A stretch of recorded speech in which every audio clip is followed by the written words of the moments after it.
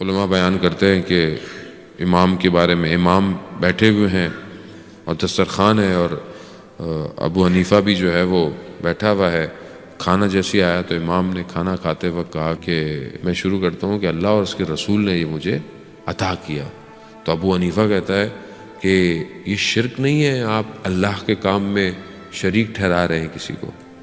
تو کہا کہ وائے ہو تم پر، میں نے جو کہا ہے وہ قرآن وہی کہہ رہا ہے.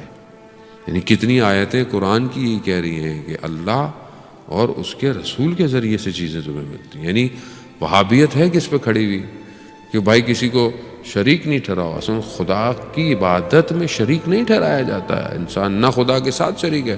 خدا جب خود قرآن میں کہہ رہا ہے کئی آیات کے اندر کہ میں اور پھر اس رسول کے ذریعے سے انسان جو ہے، اور وہ صرف کہتے ہیں نہیں اللہ.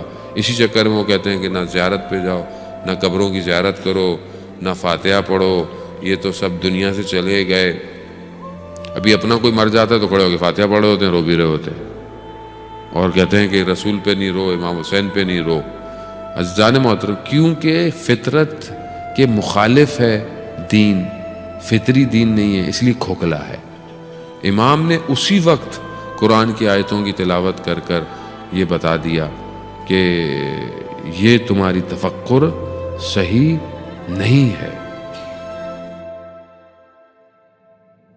کتنا مشہور واقعہ ہے، امام کے ہاتھ میں عصا ہے اور جو خلیفہ ہے اس وقت شاید منصور ہے یا سلی، وہ آ کر امام سے پوچھا یہ کیا ہے؟ کہا یہ رسول خدا کا عصا ہے. تو عصا کو چوم رہا ہے.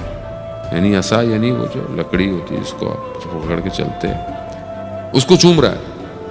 تعجب ہے، امام خود یبنا رسول اللہ ہے، انہیں نہیں چوم رہا، لکڑی کو چوم رہا ہے. یعنی یہ ہے تقدس ماں بھی. آج ہم جو زریوں کی زیارت کرتے ہیں، آج ہم زری کو وعلیکم السلام درود بھیج دیں محمد وعلی محمد، اللہم صلی علی محمد.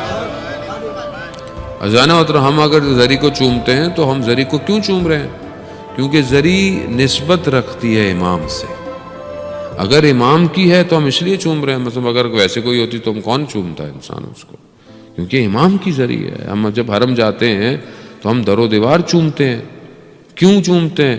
کیونکہ اس در و دیوار سے وہ جو ملائکہ زیارت پہ آئے ہوں، ان کے پر مس ہو رہے ہوں اور نہ جانے کیا کیا، کیونکہ چیز ان سے منسوب ہو گئی ہے. حتیٰ آپ کپڑا مس کر کے لے آئیں ابھی اور آپ کو دیں، آپ چومنا شروع کر دیں گے. کیوں چوم رہے ہیں؟ کیونکہ ان کی ذریعے سے ٹچ ہو کے آیا ہے. تو جو ان سے مس ہو جائے وہ تبرک بن جاتا ہے، اور جو اپنی جانوں کو ان پہ قربان کر دے تو سوچیں کہ وہ کیا خون ہوں گے، وہ کیا بدن ہوں گے کہ انسان جو ہے وہ اپنے آپ کو اگر ان پر قربان کر